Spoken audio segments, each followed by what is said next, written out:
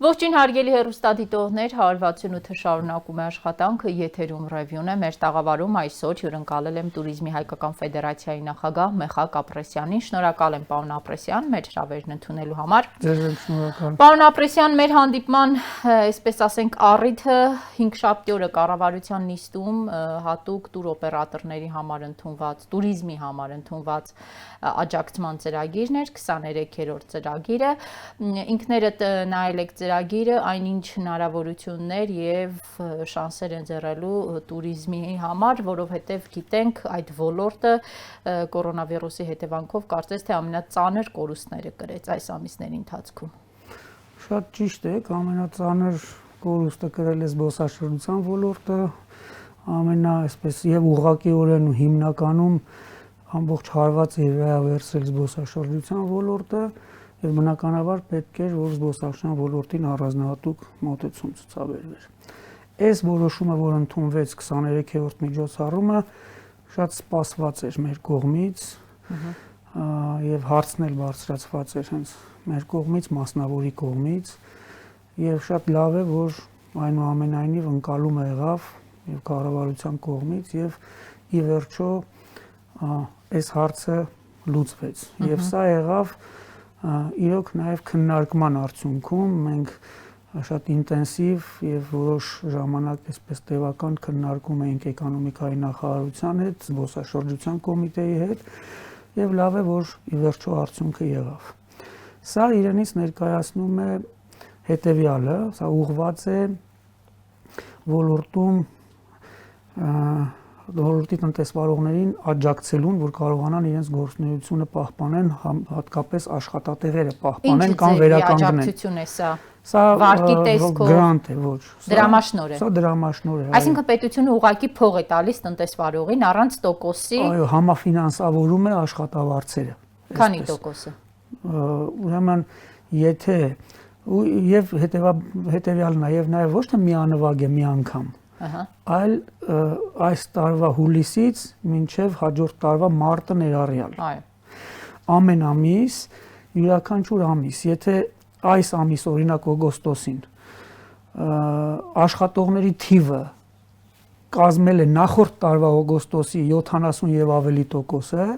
այդ դեպքում այս տարվա օգոստոս ամսվա վճարած աշխատավարձի ֆոնդի 33%-ը պետությունը տալիս է։ Այո, եւ այսպես մինչև հաջորդ տարի։ Մինչև մարտ ամիսը։ Եթե 70%-ից պակաս է պահպանված կամ վերականգնված աշխատողների թիվը, ապա 25%-ը։ Պարոն Ապրեսյան, ունեք հաշվարկներ, թե քանի տնտեսվարող կարող է դառնալ այս ծրագրի շահառու։ Դժվար է այդ հաշվարկն անելը, դա հենց մեր խնդիրներից մեկն է, որ մենք բավական այսպես տևական ժամանակ այդ հարցը բարձրացնում ենք եւ կարծում եմ այստեղ էլ ընկալում կա եւ հարցը մենք եւ կոմիտեի հետ եւ էկոնոմիկայի նախարարության հետ, ես կարծում եմ կառավարությունը նույնպես այդ ընկալումը կա եւ շուտով կարծում ենք այդ հարցն էլ պետք է լուծվի, որ վարչապետն էլ վերջերս էլ հենց նույն կառավարության նիստի ժամանակ երբես որոշումն ընդունվեց, նորից շեշտեց ստանդարտները բարձրացնելու մասին, չէ՞։ Այո։ Բիզնեսի, ամեն ինչի։ Զբոսաշրջության ոլորտում հատկապես որոշ գործունեության տեսակներ անպայման պետք է լիցենզավորվեն կամ սահմանվեն, առնվազն սահմանվեն որպես ծանուցման ենթակա գործունեության տեսակներ։ Սա նշանակում է նաև բացի այն, որ ստանդարտն ենք բարձրացնելու, շատ հարցեր ենք ստեղ լուծելու եւ ոլորտում մրցակցային միջավայրի բարելավում, գործարար ներդրումային միջավայրի ապահովում։ Իսկ մրցակցային միջավայրը մեզ մոտ խաթարման եզրին էր նույնիսկ մինչեւ կորոնավիրուս։ Եվ հենց ծառայությունների որակի ու ստանդարտի հարց եւ մեր իմիջի հարց, շատ հարցեր կա այստեղ։ Բացի դրանից սա օգնելու է ունենանք մենք հստակ վարչական ռեգիստր եւ հստակ իմանանք օրինակ քանի զբոսաշրջային օպերատոր գործակալ ունենք, քանի հյուրանոցային տնտեսության օբյեկտ ունենք ըստ իրենց տեսակների, ինչքան ննջատեղեր, ինչքան հյուրանոցային համարներ եւ այլ եւ այլ։ Հավատացեք, եթե դա մենք ունենայինք մի քիչ շուտ, այս կորոնավիրուսի հետ կապված խնդիրները ավելի հեշտ կլուծեինք, որտեղ մեր համար պատկերը ավելի հստակ կլիներ, եւ հաշվարկները ավելի ճիշտ կկարողանայինք անենք։ Այսօր այս խնդիրը ցավոք դեռ կա, հուսանք շուտ կլուծվի, Դա ոչ միայն իրավիճակային կառավարման համար է լավ, դա ընդհանրապես կայուն զարգացում ապահովելու համար շատ կարևոր է, որ մենք այդ խնդիրները լուծենք։ Պարոն Ապրեսյան, կարող ենք ֆիքսել, որ կառավարության 23-րդ միջոցառումը իսկապես թիրախային եւ հասցեական է։ Այն ինչ չկար նախորդիվ ընդունված ծրագրերի դեպքում։ Այո, մենք այն ժամանակ հենց խոսում էինք սրա մասին եւ ի վերջո շատ լավ է, որ այս լուծումը ստացավ, բայց սա եթե թողնենք միայն այս միջոցառումը եւ որտեվ մենք խոսում ենք համալիր միջոցառումների մասին, որոնցից մեկը շատ կարևոր բան, որ հնարավորություն ստեղծվի նաև աշխատելու բիզնեսին,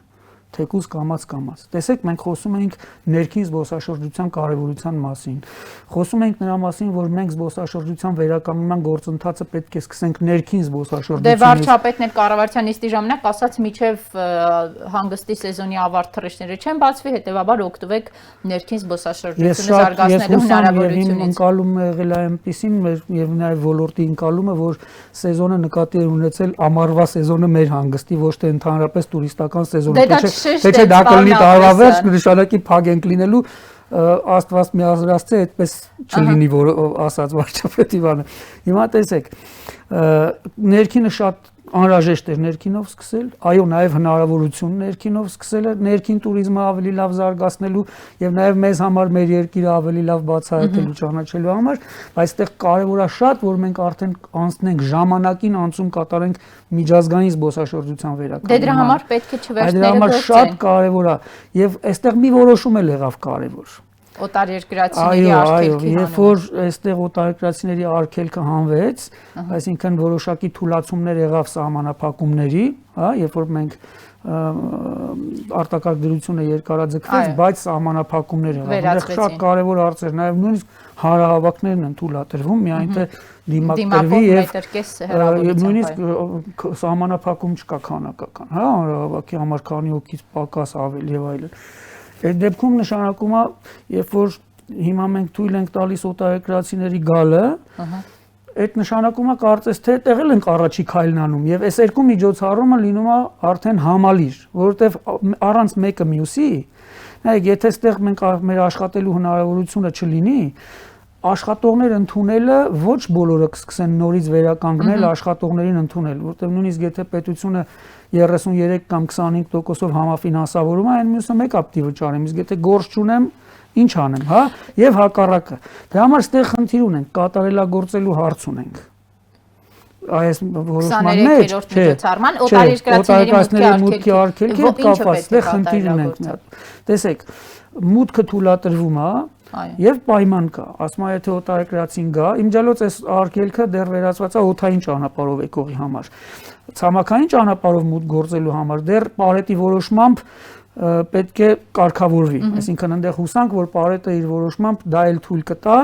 բայց համապատասխան կարգավորմամբ։ Հիմա տեսեք, ասում եմ, եթե օտարերկրացին գա, նախ զննություն անցնելու օդանավակայանում,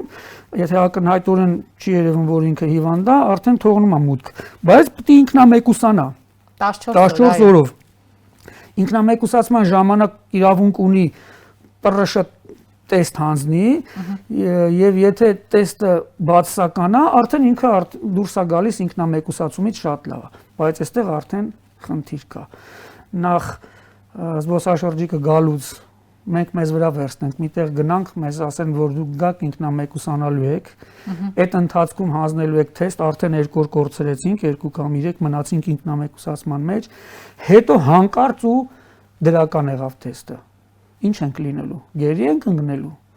հետո ով է մեզ պահելու, որտեղ որ մենք եկել ինքնամեկուսացել ենք, ասենք թե հյուրանոցներում, որևէ հյուրանոցում, պատկերացրեք այդ հյուրանոցի վիճակը կամ եւ այդ հյուրանոցում մնացածները։ Այս հարցի կարգավորումը կարծես թե կարելի է քննարկել հետեւյալի հնարավորությունը, թող գան տեստով։ Իրենց մոտ տեստ անեն բան Հայաստան։ Եթե այստեղ հավաստիության ժողովում տվեցին, Պարետն ասաց, որ նպատակահարմար չի։ Իսկ այս դեպքում ստացվում է մենք ցանկացանք, բայց դեռևս հարցը չլուծեցինք, որովհետև դժվար թե շատ քիչ ցանկացողներ կլինեն այդ ձևով գալու, որովհետև դա իրականում խնդիր է։ Այսպիսի իրավիճակ, զբոսաշրջիկը եկավ Հայաստան, արգելքը հանված է, 2 օր տեստերը կհանձնի եւ կստուգվի, եթե դրական եղավ 14 օր եւ գուցե ավելի գերի կընկնի եւ արդյունքում ինքը չի համարվի զբոսաշրջիկ Հայաստանում ինքը փող չի ծախսի ոչ միայն չի ծախսի մարդուն մենք ինչ արեցինք ճանապարհորդությունը իրա փչացավ իր ժամանակը կորեց հիասթափություն ավելորդ ծախսեր հետը այդ հյուրանոցում այն հյուրանոցի մյուսների համար նրանց պատկերացրեք վախն ու այդ սարսափի մթնոլորտը եւ այլն այսինքն սա հասարակական բան է ստացվում պարոն Ապրեսյան դրա համար տեսեք լավ կլինի շատ որ այստեղ լրիվ հասկանում ենք ինչու է սա ինքը անվտանգությունը առավելագույն ապահովելու պահ դե շեշտը դրա վրա էլ բայց այստեղ ուրիշ խնդիր է եթե մենք սենց հարց չենք դնում ընդեղից ինքնաթիռ որ նստում են մեկը տեստ անցած մեկը չանցած ինքնաթիռում վարակվելու արդեն բան կարա լինի չէ ուրիշներից այսինքն ճիշտ է տեստով արի մանավանդ դրսում էլ կարծես ինքնաթիռ նստելից շատ տեղերում պարտադիր ալնում տեստը եւ այլն որ տեղ կա պարտադիր տեղ կա այստեղ խնդիր կա որ միգուցե հավաստի չի թե ինչ տեստով են գալիս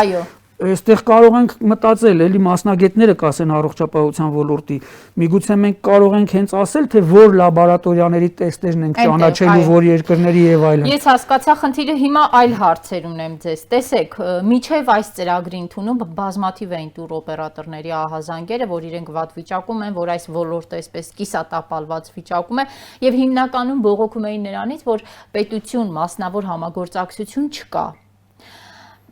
եւ դա բողոքը արտահայտվում էր նախապես արդեն ընդունված տնտեսական եւ սոցիալական աջակցման ծրագրերի համատեքստում, որ օրինակ բողոքում էին ասում էին, տեսեք, ընդունեցին ծրագիր 24 միլիոնից մինչեւ 500 միլիոն շրջանառություն ունեցողներին տալիս են աջակցություն, մինչեւ 24 միլիոնը դուրս է մնացել։ Սա մասնավոր պետություն չհամագործակցելու հետևանքն կամ օրինակ 500 միլիոնից բարձր ունեցողի դեպքում ինչ է անելու։ Մինչեւ 23-րդ ծրագրի ընդունումը ինչ վիճակում էիք մենք ունենք արդյոք գործազրկության աճ այս ոլորտում, ունենք փակված տնտեսվարողներ, թե չէ։ Տեսեք, այս 23-րդ միջոցառումը, որ ընդունվեց, սա հենց պետություն մասնավոր համագործակցության արդյունք է։ Առաջին օրինակը։ Օրինակ լավ օրինակ։ Այո։ Մի օրինակ էլ, որ օրինակ այդ շահութահարկի հետաձգումը, շահութարկի կանխավճար վճարելու այդ պարտադիր պահանջի վերացումը։ Նույնպես էլի մասնավորի զբոսաշրջության ոլորտի,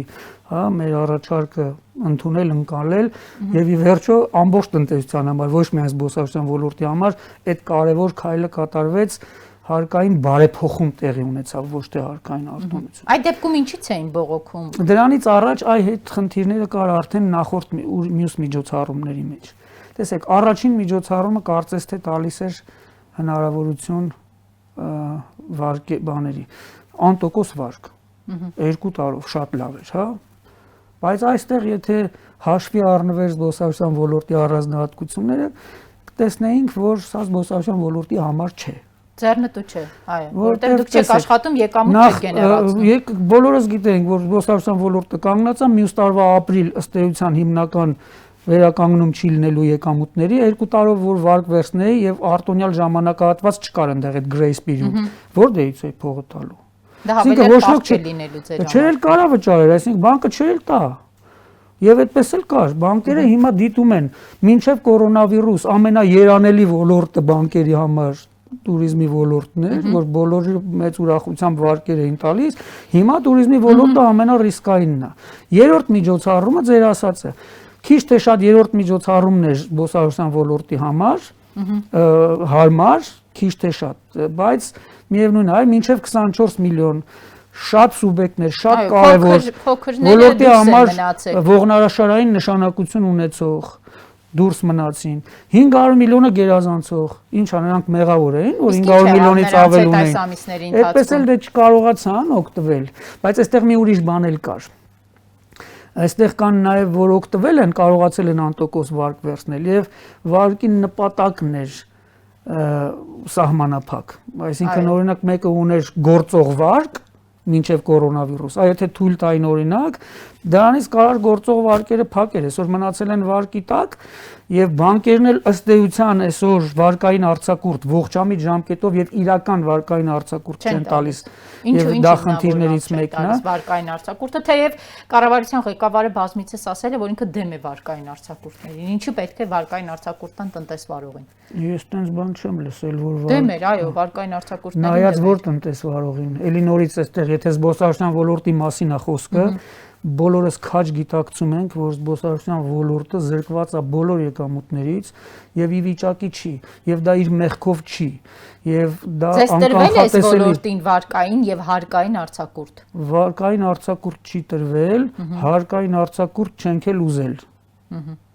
Ըստ էության կարող է որոշները ուզեին, բայց հիմնականում ընդհանրապես մենք օրինակ մեր դիրքորոշումը եղել է Տուրիզմի հայկական ֆեդերացիայի, որը համընկել է, մենք ասել ենք, այո, մենք կառավարության մոտեցումը ընդունում ենք, որ եկեք բյուջեին էլ չզրկենք եկամուտներից, պլանավորված եկամուտներից։ Այսօր եւ բյուջեին է փող պետք, որ իր հարցերը լուծի, պաշտպանության խնդիր ունենք, մենք այսօր շատ կարեւոր սոցիալական խնդիրներ ունենք, ասում ենք եկեք այս աջակցության ծրագրերը ֆինանսավորեք, բայց նաև շատ կարևոր է փողը պետք է նաև մասնավորին, հիմա որ պետությունը կարող է այդ մասնավորին փող տա օգնի անտոկոս վարկ տա, չէ, ասում ենք երկուսից է փող է պետք, բյուջեից էլ բյուջեին էլ մի զրկեք եկամուտից ընդեղել, քիչ առաջ իմ ասածը դա հարկային արտոնություն չէր, դա բյուջե, դա ուրիշ բան էր, այդ կանխավճարները որ շահութարկի վերած, դա ուրիշ բան էր, դա առանց էտել մեր չունեցած շահույթից մի բան էլ վճարելու։ Ես ասեցի կառավարությունը դեմ էր ոչ միայն նիստի ժամանակ է հնչեցվել այդ դեմ կարծիք, այլ ազգային ժողովի падգամավոր Տիգրան Ուրիխանյանն էր բերել մի նման առաջարկություն կառավարության, որպեսզի տան նաև ձեր ոլորտներ մեջ ներգրաված մեր հետ կառավարությունը։ Այսօր շատ ուրիշ դեպքերի համար ուրիշ եմ ասում, կարող է, որտեղ այնտեղ քիչ թե շատ կարողանում են աշխատել, եկամուտներ ունեն եւ թող վճարեն։ Եվ ստեղ հանրային ընկալում կա, ես շատ մեծ հույս ունեմ։ Զբոսաշրջության ոլորտում տեսեք, մարդիկ ներ են կրել ավտոբուսներ, ներդրում են արել, վարկային հիմնականում վարկ են վերցրել, որը շատ լավ է տնտեսության համար, բանկային համակարգի համար, ներդրում են կատարել, թարմացրել են մեր տրանսպորտային պարկը, բերել են շատ բարձրակարգ ավտոբուսներ, եւ իրանք այն ժամանակ երանելի վարկառու էին բանկերի համար։ Այո։ Եվ հիմա այս մարդիկ կտրվել ամեն ինչ, չեն կարող վճարել օբյեկտիվորեն։ Սա հանգամանքների էական փոփոխություն է անկանխատեսելի եւ այստեղ սա պետք է հաշվի առնվի։ Եվ պետքա տան վարկային արձակուրդ։ Բայց եթե ամենալավ լուծումը, որ բանկը ինքը գիտակցի եւ կարողանա։ Ես հուսով եմ, որ գիտակցում են, բայց այստեղ խնդիրը հետեւյալում է, որ եթե հաշվարկները ցույց տան, որ բանկերը կվնասվեն դրանից, բանկային համակարգն էլ կտուժի, որտեղ իրանք էլ ներգրավված միջոցներ ունեն հանրությունից։ Սա են հիմնավորում, որ կարող է դժվարություն առաջացնել։ Այս դեպքում արդեն պետությունը պետք է ձեռք մեկնի։ Եվ այս հարցը մենք շատ լրջորեն նորից քննարկում ենք հիմա կառավարության հետ, էկոնոմիկային դա չէ, դա ուրիշ բան է։ Այս մարդիկ տրանսպորտնիկները դրա կարիքը չունեն, ասում է ես վարկի տակ բանկը ամեն օր ինձ խեղդում է փողն ուզում։ Այսինքն առաջարկում եք նման մի ծրագիր էլ հատուկ են կողմում։ Անպայման։ Հիմա արդեն ցավոք ոչ միայն չի տրամադրվում վարկային արձակուրդ, արդեն դասակարգվում են շատերը որպես վատ վարկառուներ եւ դա ազդելու է իրանց հետագա հայտնվում են սև ցուցակում։ Կարող է բերի սնանկացման ավտոբուսները, բերողները, տրանսպորտնիկները, զբոսաշրջային տներ, փոքր հյուրանոցներ, բոլոր տեսակի մեծ հյուրանոցներ էլ շատ-շատերը, ովքեր որ վարկ են վերցրել եւ ներդրումներ են կատարել, տուրօպերատորներ։ Դրանք հայտնված են սնանկացման եզրին, եթե հատուկ ծրագիր։ Եթե մենք ստեղ չօգնենք սնանկացման եզրին, հետեւաբար ոլորտը փլուզման եզրին, հետեւաբար մեծ վնաս բանկային համակարգին նաեւ, որովհետեւ նրանց գույքերը լիկվիդային չեն լինելու, որտեղ շատ են լինելու եւ չեն ի վիճակի չեն լինելու փակեն մեկը, նույնիսկ սնանկության դեպքում այդ գույքերը բռնագանձելու դեպքում այդ վարկային պարտավորությունները, այստեղ վնաս նաեւ բանկերին եւ տնտեսությանը էական վնաս եւ նույնիսկ սոցիալական չասեմ, եթե պայթյուն լուրջ մեծ խնդիրներ։ Ինչ թիվ են կազմում այդ տնտեսվարողները, պարոն Ապրեսյան։ Տեսեք, մենք մի քիչ հաշվարկ արել ենք, տնտեսվարողների թիվը քիչ չի, շատ մեծ չի, կարծում ենք, հա, ոչ շատ, ասենք մոտավորապես զբոսաշրջային տները եթե վերցնենք, կարող է մաքսիմում մի 200 զբոսաշրջային տուն, որը քիչ չի գյուղերում պատկերացնեք մարդկանց տները ձեռից առնեն։ Այսինքն կարող ենք հասնել այդ վիճակին, որ Եթե գյուղերում գնան սնանկանան, զբոսաշրջային տները գիտեք, չէ՞ որ նայեն հյուրատները։ Մարդիկ որ իրանց տներում սարքե օրինակ երկրորդ հարկում ապրում է, առաջի հարկը տվել է։ Հիմա կան այդ մարդու տունը ձեռից առնեն լավ։ Լավ, եթե ասում ենք 200 ավտոբուսները մի 35 մոտավորապես կազմակերպություն տրանսպորտային այդ խնդիրն ունեն, զբոսաշրջային տները մի որոշ չափ տուրօպերատորներ ոչ շատ երևի գինը շատ մեծ չի գումարային առումով, եթե նայենք աջակցության գումարը կարող է շատ մեծ չլինի, մի քիչ հաշվարկում ենք, քննարկում ենք իմիջիալուց այդ հնարավորությունը։ Ինչ թվի մասին է խոսքը, պետությունը որքան փող պետք է հատկացնի ստեղծված իրավիճակը մոտավորապես երկու տարբերակ կա քննարկվում հիմա։ Մեկը որ պետությունը սուբսիդավորի տոկոսը այ ապրիլից ապրիլ մինչև մի ամբողջ տարի վարկերի տոկոսները սուբսիդավորի։ Տոկոսը սուբսիդավորի, բանկն էլ մայր գումարը հետաձգի, ինքը տոկոսը ստանա, մայր գումարն էլ մի տարով հետաձգի։ Տնտեսվարողը մարումներ չանի արդյունքում։ Հա, հետաձգի, մյուս տարվա ապրիլից նոր սկսի ինքը մարում անել, տոկոսն էլ մեկ դա, մյուս տարբերակը եթե սա հնարավոր չլինի, ապա պետությունը անտոկոս վարկ տա, փոխառություն տա մինչև մյուս տարվա ապրիլ վճարվելիք վարկի գումարների չափով պետությանը պարտք մնանք։ Այստեղ պետք է մի 5 տարի ժամկետով անտոկոս վարկ տա։ Թիվը մոտավորապես ես կարծում եմ 1-ից 2 միլիարդի մասին կարող է լինի խոսքը։ Տեսեք, կառավարության նիստի ժամանակ վարչապետը շատ կոշտ խոսեց, ասեց բոլորը գալիս են 1 միլիարդ ու 2 միլիարդ ու 3 միլիարդ ու 5 միլիարդ ու որտեղից տանք։ Հիմա հարց, որտեղից տան։ Այ հիմա տեսեք 1 կամ 2 միլիարդ, սա կոպիտ հաշվարկ է։ Կարելի է տեսնել մի քիչ ավելի հստակ հաշվարկի գալ։ Այո, բոլորն էլ գալիս են։ Հարցը հրատապության, ավելի շատ հիմնավորվածության, խիստ անհրաժեշտության մեջ էլ է նաև։ Մենք պետք է ըստ գերակայության նայենք։ Եթե մենք գիտակցում ենք եւ գիտակցում ենք, որ զբոսաշրջության ոլորտը շատ կարեւոր է, որ փլուզման եզրին է կանգնած, որ զբոսաշրջությունը այն հզոր գործիքն է եւ այն ֆենոմենն է, որ ինքը մուլտիպլիկատիվ էֆեկտով դրական ազդեցություն է ունենում ընդհանրապես տնտեսական զարգացման վրա եւ փլուզման դեպքում հակառակը կարող է նույն մուլտիպլիկատիվ էֆեկտով վատ անդրադառնա տնտեսության վրա, եկեք մենք փրկենք այս ոլորտը փլուզումից, թույլ չտանք նման խնդիրներ առաջանան։ Հետո գինը ավելի կմեծանա։ Եթե մենք թույլ տանք ստեղ սնանկությունների շարք, 2 միլիարդով չենք պրծնի, ավելի քանդով կպրծնենք հետո։ Դուք տեսնում եք կառավարությունը ի վիճակի է ձեզ այդ գումարը հատկացնել։ Մենք խնդիրը բարձրացնում ենք, այսօր շատ լրջորեն քննարկում ենք այդ հարցը, ստեղ նորից շնորհակալ ենք, որ այդ քննարկումը կա։ Իդեպ զբոսաշրջության կոմիտեի հետ եք քննարկում։ Էկոնոմիկայի նախարարության եւ զբոսաշրջության կոմիտեի հետ շատ ինտենսիվ քննարկվում է, ոնց որ այս 23-ն էր քննարկվում եւ լուծվեց։ Եվ մեծ հույս ունենք, որ փող կգտնի կառավարությունը, որ այս հարցն էլ լուծվի կամ առնվազն նստենք քննարկենք բանկերի հետ եւ այդ արձակուրդը տրամադրեն, եթե փողը չլինի, որտեվ դա կարեւոր է, շատ կարեւոր է։ Դա բանկերը պետք է եթե նույնիսկ այդ փողը չլինի, բանկերը ընդառաջ գնան եւ այդ հարցը լուծեն։ Տեսեք, ներքին մենք մի բանի մասին մոռացանք, այն որ ասում էինք օտարերկրացիների մուտքի համար այն խնդիրը լուծենք, մեկ էլ մի շատ կարեւոր բան նույնպես, որ հնարավորինս սեղմ ժամկետում նորից չուշացնելով վերականգնվի նաև չվերթները, կանոնավոր ուղևորափոխադրումները, եւ կանոնավոր եւ չարտերային, բայց կանոնավորի մասին պետքա լուրջ մտածել, որովհետեւ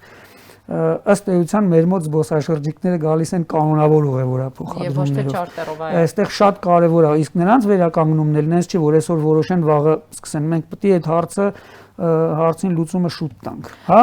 արտագնան նույնպես պետք է, որ այդ հնարավորությունը նույնպես Պարետի որոշմամբ մենք հուսով ենք, որ արտագնայի հնարավորություն նույնպես պետք է լինի։ Եթե մենք ուզում ենք ներքինը զարգանա, արտագնան արգելելու միջոցով չպետք է անենք, ներքինի համար լավ պայմաններ ստեղծելով պետք է անենք, արտագնան էլ է պետք։ Եվ մեկ էլ շատ կարևոր է, որ եթե թույլ ենք տալիս հանրահավաքները, ապա հանրային միջոցառումները, օրինակ փառատոններ, տոնակատարություններ շատ կարևոր է, դրանք էլ թույլ տանք։ Դա այս պահին սահմանափակումը դրանց վրայից հանված չի։ Ոչ, սահմանափակումը միայն հետևյալ ձևով է, որ ասում է մինչև 40 հոգի մշակութային միջոցառում կամ ընտանեկան միջոցառում, ընդ որում դրանք պետք է տնտեսական գործունեություն չլինեն։ այդ դեպքում բա ոնց, այսինքն այս ստեղել խնդիր կա, հուսանք Պարետի որոշումներով կկարգավորվի կամ Պարոն Ապրեսյան, տեսեք 2020-ի առաջի եռամսյակում երկիրը այցել է 311,000 զբոսաշրջիկ, նախորդ տարվա նույն ժամանակահատվածում 770,000 է եղել։ Չէ։ Սխալ է ինչ 700 առաջի կիսամյակը ասացիք, հա, ճիշտ է։ Առաջին կիսամյակը։ Այո, որտեղ առաջին եռամսյակն էր այդքան, բայց առաջի կիսամյակն էլ է այդքան, որովհետև երկրորդ եռամսյակը 0 է եղել։ Այսինքն 450,000-ով պակաս է եղել միջև արտակարգ դրության հաստատումը զբոսաշրջիկների թիվը։ Չէ, արտակարգ դրությունը եղել է մարտի 16-ից։ Այո, միջև մարտ։ 311,000-ը առաջին եռամսյակի թիվն է։ Այո։ Բայց նաև կիսամյակի թիվն է, որովհետև երկրորդ եռամսյակում 0 է եղել։ Այսինքն 2020-ի առաջի եռամսյակը 2019-ի առաջի եռամսյակի հետ երբ համեմատում ենք, մենք 15% նվազում ենք ունեցել։ Ահա, նվազում ունենք։ 14 ու քանի տոկոս։ Դա ինչով եք պայմանավորում այդ նվազումը։ Առաջին եռամսյակում, որտեղ արտակարգ դրություն չկար։ Չէ, մարտի 16-ից։ Հա, բայց մարտից արդեն բայց երբ սկսեց բանը։ Այսինքն սա պայմանավորում եք բացառապես կորոնավիրուսով, որովհետև մենք աճ ենք ունենալու։ Անպայման աճ ենք ունենալու։ Ներքին տուրիզմի հետ։ Իսկ տեսեք, կիսամյակը 770, տեսեք կիսամյակում այո մենք 450-460,000 ներգնա զբոսաշրջային այցելություն կորցրել ենք։ Դա նշանակում է մոտավորապես առնվազն $350 միլիոն եկամուտ կորցրել ենք միայն ներգնա տուրիզմից։ Դրան գումարենք ներքին ու արտագնանել,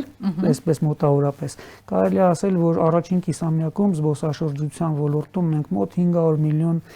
եկամուտ ենք կորցրել։ Եվ երբ կկարողանաք այդ եկամուտը ետ վերադարձնել։ Ձեզ ինչքան ժամանակ է պետք։ Լավագույն սցենարի դեպքում, եթե մենք ամեն ինչ անենք այս տարի միջազգային զբոսաշրջությունը վերականգնվի, գոնե սեպտեմբերից կամ ասենք օգոստոսի, սեպտեմբերից գոնե սկսի, այսինքն եթե հիմիկվանից թույլ տանք այս խնդիրները լուծենք սեպտեմբերից սկսենք գալ քիչ,